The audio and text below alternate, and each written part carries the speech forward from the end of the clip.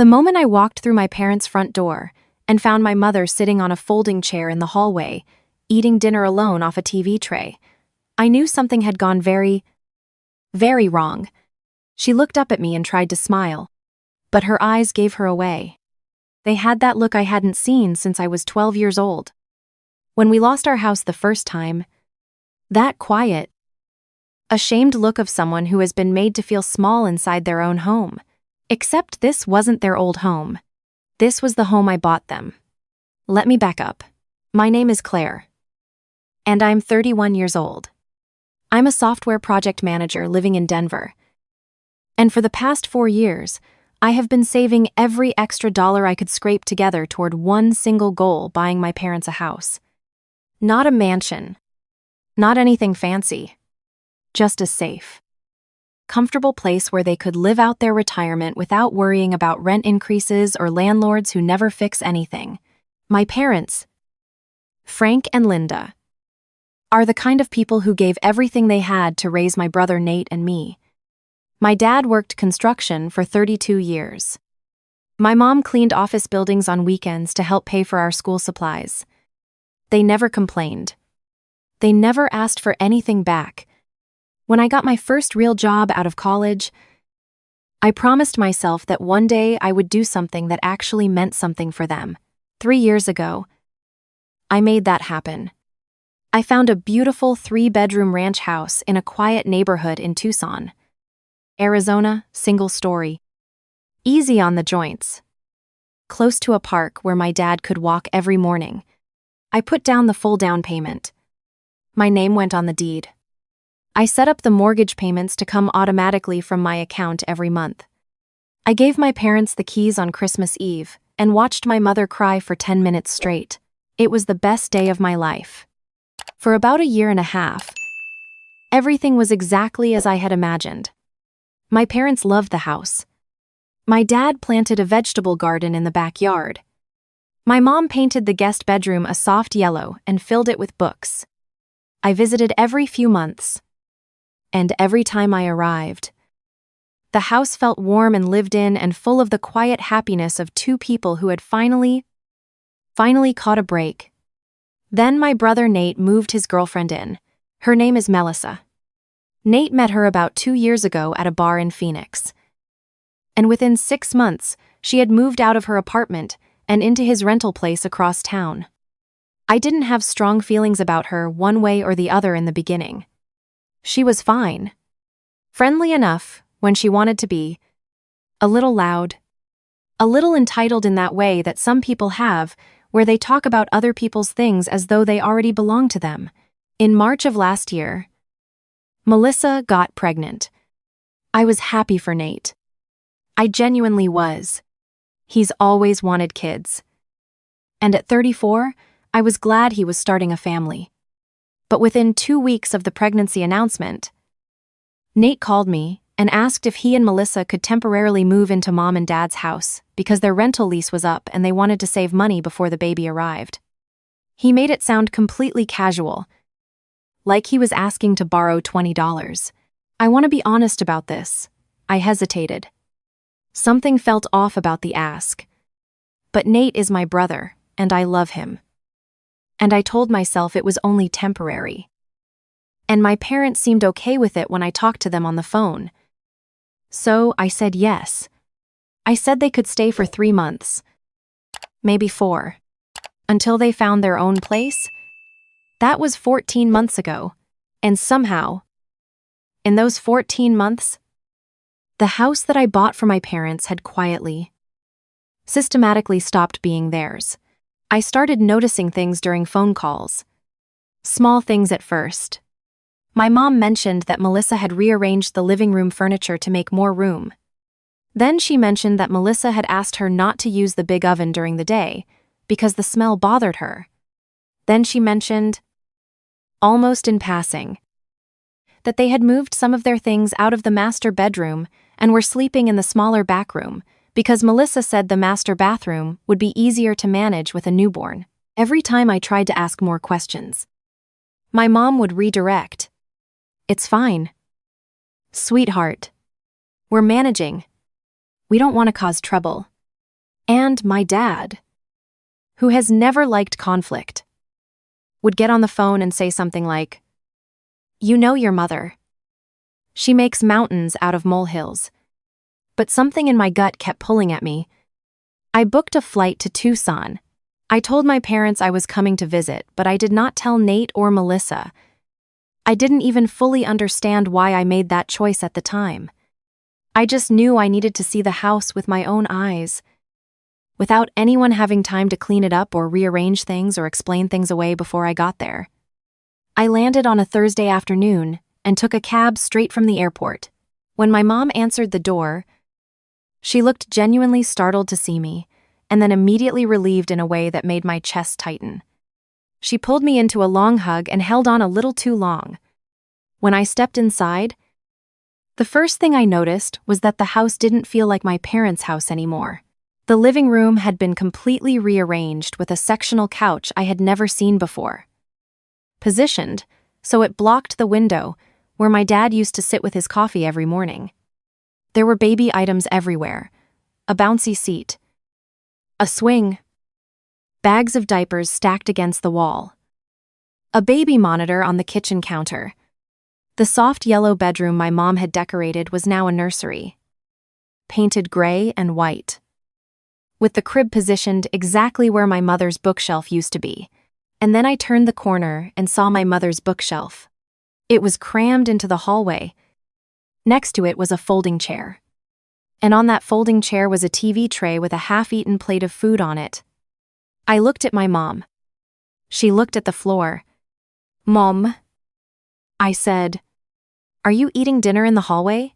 She started to say something about how the dining room was being used for the baby's things, and it was only temporary and she didn't mind. Really? She didn't mind, and I had to take a very slow breath because I could feel something rising in me that I hadn't felt in a long time. I asked her where Nate and Melissa were. She told me they had gone out for the afternoon. I asked her to show me the rest of the house. What I found as I walked through each room was the picture of a complete takeover so gradual that my parents had probably barely noticed it happening one day at a time. The master bedroom, the room I had chosen specifically because it had a walk-in closet for my mom and an ensuite bathroom, so my dad wouldn't have to walk down the hall at night, was now entirely Nate and Melissa. My parents' remaining clothes had been moved into the small back room, where there was one narrow closet and no attached bathroom. My dad's workshop tools, which I had specifically made sure the garage was big enough to hold, had been pushed to one side of the garage to make room for a second car that I assumed was Melissa's. My dad's vegetable garden, the one he had spent 2 seasons building, was gone. The raised beds had been removed. In their place was a plastic outdoor playset still in the box, sitting in the middle of the yard like a monument. My dad was sitting in the back room when I found him. He was watching a small television on a dresser. When he saw me, he stood up and smiled. But the room was so small that standing up in it meant he was almost touching the ceiling fan. He looked like a man who had learned to make himself smaller, so he took up less space. I sat with them for a while and just listened. My mom, now that I was actually there in front of her, started to let more of it out. How Melissa had told her that her cooking wasn't compatible with the pregnancy and asked her to limit kitchen use to certain hours. How Melissa had gone through the linen closet and reorganized it, putting my parents' things on the bottom shelves since we use ours more. How she had, just last week, told my dad that his habit of watching television in the evenings was disruptive to the baby's sleep schedule and asked him to use headphones. Me dad, trying to keep the peace, had complied with all of it. And my brother Nate, as far as I could tell, had said absolutely nothing. Nate and Melissa got home around 6 in the evening. I was sitting at the kitchen table when they came in. Melissa saw me first, and her expression did a very quick sequence surprise. Reassessment. Something that landed on breezy confidence. "Claire, oh my gosh. I didn't know you were coming." She shifted the baby on her hip and smiled at me. "You should have told us. We would have tidied up. The house looks fine." I said, and I let the silence sit there for a second before I said, "How are you?" Melissa Nate came in behind her, looking a little less comfortable. He gave me a hug and said something about it being great to see me. I hugged him back. I was saving the conversation for later. We had dinner together that night at the actual dining table, which had been cleared of the baby equipment. Melissa talked a lot. She talked about the baby, about how exhausted she was, about how much space a baby actually needs, and how they were already thinking the house might be a bit cramped. She said this while my mother quietly served food she had prepared and then sat at the far end of the table without saying much. At one point, Melissa turned to me and said, completely without hesitation, "We've actually been thinking that it might make more sense for Frank and Linda to move into a smaller place, like one of those nice senior communities. That way we'd have the space we need, and they'd have people their own age around." The table went quiet. My dad looked at his plate.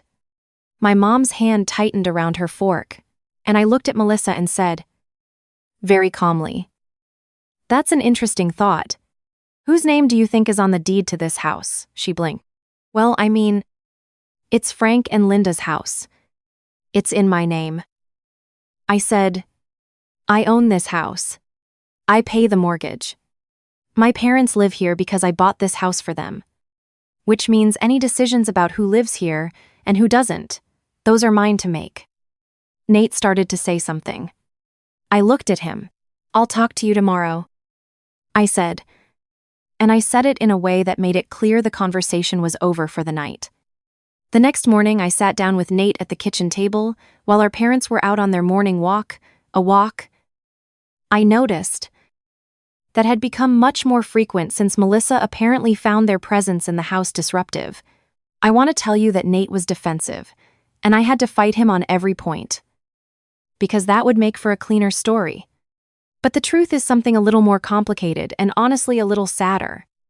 When I laid out everything I had observed, the back room, the hallway dinners, the garden, the kitchen hours, the headphones, Nate sat there, and for a long time, he didn't say anything. And then he said, "I know." Just that. 2 words. "I know." I asked him how he had let it happen. He said it had been gradual, that every individual ask from Melissa had seemed small and reasonable in isolation, that by the time the picture became clear, he felt like he was too far in to push back without a major fight. That Melissa was stressed about the pregnancy, and then stressed about the baby, and he didn't want to add to it. I told him that his parents were eating dinner alone in the hallway of a house I had purchased for them. He didn't have an answer for that. I told him that I was not going to ask him to choose between his girlfriend and his family, because that was not the choice in front of him. The choice in front of him was whether he was going to be a man who let his mother eat off a TV tray in a hallway, or whether he was going to step up and be the person I knew he was capable of being. I told him he had 2 weeks to have a real conversation with Melissa about what needed to change, and that if things didn't change, I would be exercising my rights as the legal owner of the property to determine who could and could not remain in it.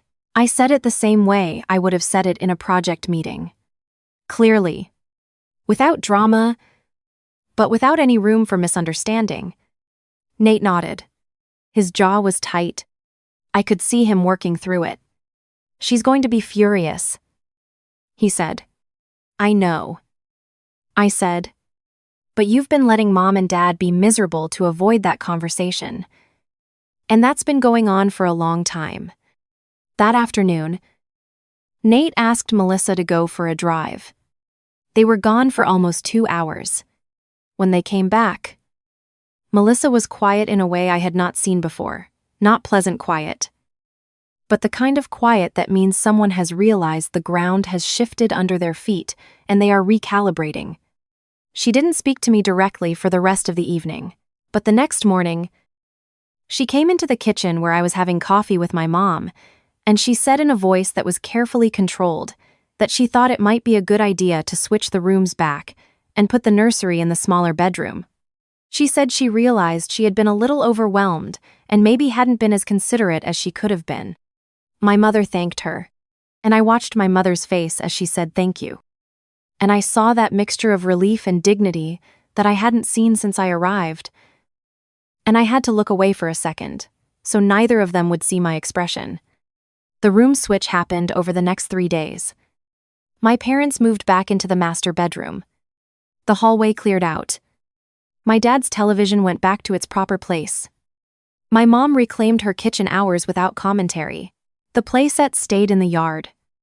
My dad said he'd actually gotten to like it since his granddaughter had started pulling herself to standing and would probably be ready for it in a few more months. He said it with a small smile, standing at the kitchen window with his coffee, looking out at his yard. Nate and I had one more long talk before I flew back to Denver. He told me he was going to start looking for a place of his own, that the arrangement had never been meant to be permanent, and he had let it drift too long. He said he was sorry. Not in a rushed, get it over with kind of way. He said it looking right at me. And then he said it again to our parents at dinner that night. Unprompted. In front of Melissa. That part surprised me. I hadn't asked him to do it. But I think the whole week had shaken something loose in him that needed to be shaken. 6 weeks after I flew home, Nate and Melissa signed a lease on a 2-bedroom apartment across town. They moved out on a Saturday.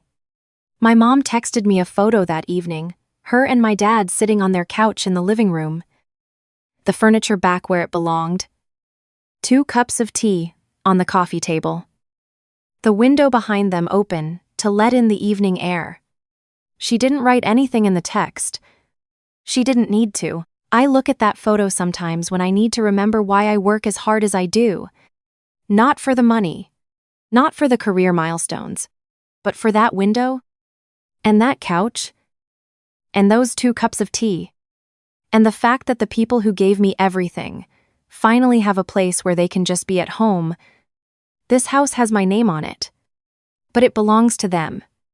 It always did. And now, finally, it feels that way again. If you're watching this and you recognized something in this story, whether it's the gradual erosion or the keeping the peace at someone else's expense, or the moment when you finally said enough, I want to hear from you. Drop it in the comments. And if you haven't already, make sure you subscribe. Because I share these stories every week, and there are more coming that I think you're going to connect with. Thank you for being here. Where in the world are you watching from today? Let me know below.